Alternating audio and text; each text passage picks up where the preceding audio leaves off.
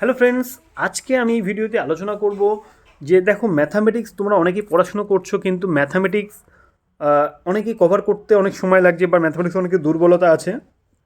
তাদেরকে বলি ম্যাথামেটিক্স কীভাবে প্রিপারেশান করবে বা ম্যাথামেটিক্স কীভাবে নোটস ডাউন করতে হয়। হ্যাঁ, আমি কীভাবে আমার সময় নোটস করেছিলাম, একটা নোটস খাতা থেকে আমার পেয়েছি, আমি সে খাতা থেকে তোমাদের একটু শেয়ার করতে চাই যাতে তোমাদের এটা দেখে উপকার হয়। তোমরা ম্যাথামেটিক্সটাকে কীভাবে করবে এবং কীভাবে মানে 2-3 মাসের মধ্যে রপ্ত করতে পারবে। গোটা এতগুলো ম্যাথামেটিক্স অনেক অঙ্ক থাকে, তাই না?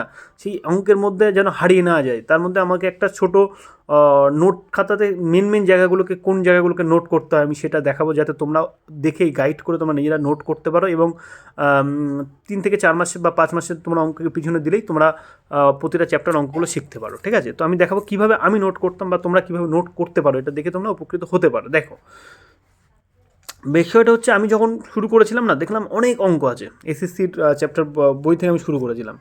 তো আমি প্রথমে কি করলাম, আমি যে কোনো একটা চ্যাপ্টার, এগুলো তো বেসিক জাস্ট আর কি সিরিজের অঙ্ক কিছু কিছু লিখেছিলাম।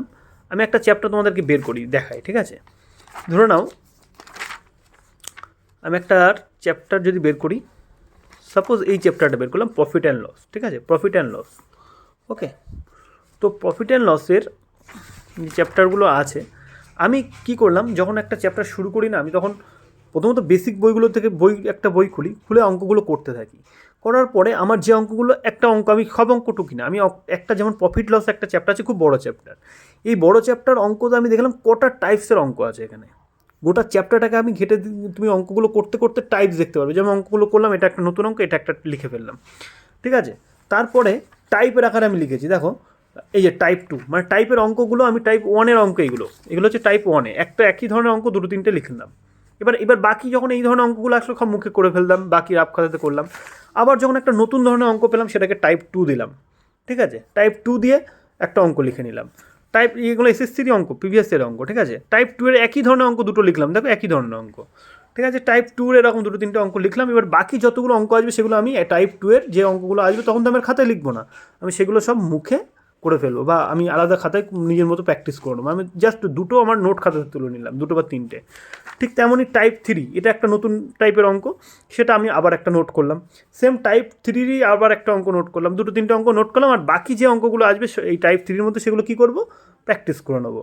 কারণ আমি দুটো নোট করে রাখবো, আমার তো সব নোট করা সম্ভব না, দুটো নোট করে রাখবো। আর একই ধরনের অঙ্ক এসএসসির বইতে চ্যাপ্টার ওয়াইজ বইতে গেলে ওখানে টাইপ দেওয়া আছে, তুমি ওগুলো প্র্যাকটিস করে নাও। বা যে কোনো বইতে গিয়ে তুমি একই টাইপের অঙ্ক পেলে তুমি সেগুলো প্র্যাকটিস করে নাও। তুমি দেখবে দুটো অঙ্ক তোমার টোকা আছে, ব্যাস তুমি গোটা বাকি অঙ্কগুলো মুখে করতে পারছো। তারপর টাইপ 2 এর অঙ্ক আবার লিখেছিলাম, ওটা কিছু অঙ্ক নতুন পেলে আবার টাইপ 2 হিসেবে লিখে দিলাম।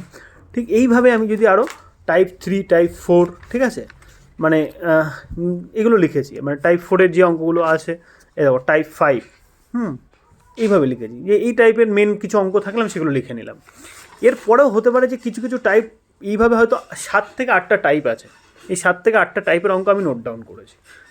পড়ার পরে আমি বাকি একই ধরনের অঙ্ক যেগুলো আমার টাইপের মধ্যে পড়ছে, সেগুলো আমি মুখে প্র্যাকটিস করে নিচ্ছি, বা খাতাতে, অন্য খাতাতে প্র্যাকটিস করে নিচ্ছি, রাফ খাতাতে। তারপরে কীভাবে করতে হবে, তারপরে কিছু হার্ড অঙ্ক থাকতে পারে। হ্যাঁ, সেই হার্ড অঙ্কগুলো যেগুলো কোনো টাইপের মধ্যে হয়তো পড়ছে না, যে টাইপ 6, 7 এগুলোর মধ্যে পড়ছে না, তখন তুমি কী করবে, সেই অঙ্কগুলো নিজের থেকে লাস্টে একটু নোট ডাউন করে নেবে। জাস্ট কোনো টাইপের মধ্যে হয়তো পড়বে না, কিন্তু এমনি নোট ডাউন করবে।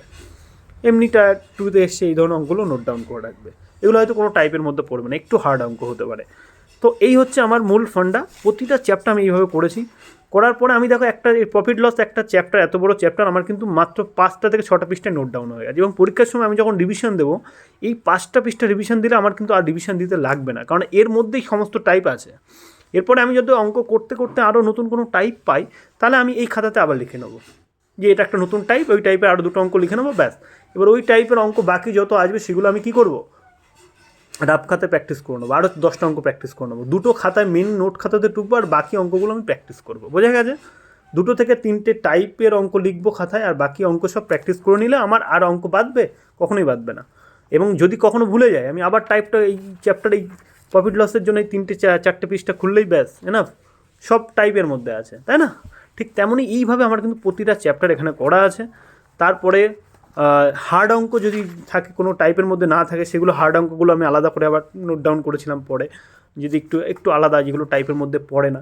এইভাবে মোটামুটি সমস্ত চ্যাপ্টার কমপ্লিট হয়ে গেছে। দেখো, এগুলো কি পারমুটেশন, কম্বিনেশন, হ্যান্ডশেকের অঙ্ক, যেগুলো খুব আননোন অঙ্ক, হ্যান্ডশেকের অঙ্কগুলো আমি আলাদা টাইপের মধ্যে করেছিলাম, ঠিক আছে, একটা মেথডে নলে আলাদা মেথডে করেছিলাম। তো এইভাবে নোট ডাউন আমি করতাম। আশা করি তোমরা বুঝতে পেরেছো কীভাবে প্রবাবিলিটির অঙ্ক কীভাবে করতে হয়, সেগুলো করেছিলাম। তোমরা জানতে চাইলে তোমাদেরকে অঙ্কগুলো আমি করাতে পারি, ঠিক আছে, তোমরা নিচে কমেন্ট করো, তাহলে তোমাদেরকে এই প্রবাবিলিটি অঙ্ক বেসিক কীভাবে থিওরি শর্টকাট মেথডে করতে হয় সেগুলোও করাবো আমি। তোমাদের তার জন্য কমেন্ট করতে হবে, ওকে, আর প্রয়োজন থাকলে তবে করাবো, ওকে। তো এইভাবেই তোমরা নোট ডাউন করতে পারো। তোমাদেরকে দেখালাম ওভারঅল কীভাবে নোট ডাউন করতে হয়। প্রতিটা টাইপ থেকে তোমরা দেখে নেবে, টাইপ থেকে 2 থেকে 3টে অঙ্ক নোট ডাউন করবে, আর বাকি অঙ্কগুলো তোমরা নিজেরা প্র্যাকটিস করে নেবে, ঠিক আছে। এটাই মেথড, কারণ এতগুলো অঙ্ক আছে, মানে একটা চ্যাপ্টারে এত অঙ্ক প্র্যাকটিস আছে। এসএসসির বই ওঠাও বা তুমি পিএসসির বই ওঠাও, ডাব্লিউবিসিএসের বই ওঠাও, পিএসসির এত কোশ্চেন আছে, তুমি সব কোশ্চেন কি প্র্যাকটিস করে যাবে? পরীক্ষার সময় যদি নোট না করা থাকে তুমি আবার কোনো একটা মেথড ভুলে যেতে পারো। আবার যদি সব কোশ্চেন নোট করতে যাও তাহলে তোমার নোট করা হবে না, ঠিক আছে। কোচিং ইন্ডাস্ট্রি তো মানে একদম ভরে নোটস দিয়ে থাকে, তাদের নোটস কতটা প্র্যাকটিস করা যায়। আমার মনে হয় সবচেয়ে শর্ট মেথড, সবচেয়ে ইজি মেথড এবং সবচেয়ে বেস্ট মেথড, 4 থেকে 5টা পৃষ্ঠায় সমস্ত টাইপগুলো লিখে নাও, বাকিগুলো তুমি নিজের মুখে করো বা অন্য রাফ খাতাতে করো, তাই না? এটাই হচ্ছে সবচেয়ে বেস্ট মেথড। তোমরা এটা একবার অ্যাপ্লাই করে দেখতে পারো, আশা করি তোমরা উপকৃত হবে। এটাই আমার অনেস্ট রিভিউ ছিল আজকের। আর এটা থেকে কিছু হেল্প পেলে অবশ্যই তোমরা লাইক করো, ফলো করো, ওকে। তো চলো নেক্সট ভিডিওতে আবার দেখা হচ্ছে।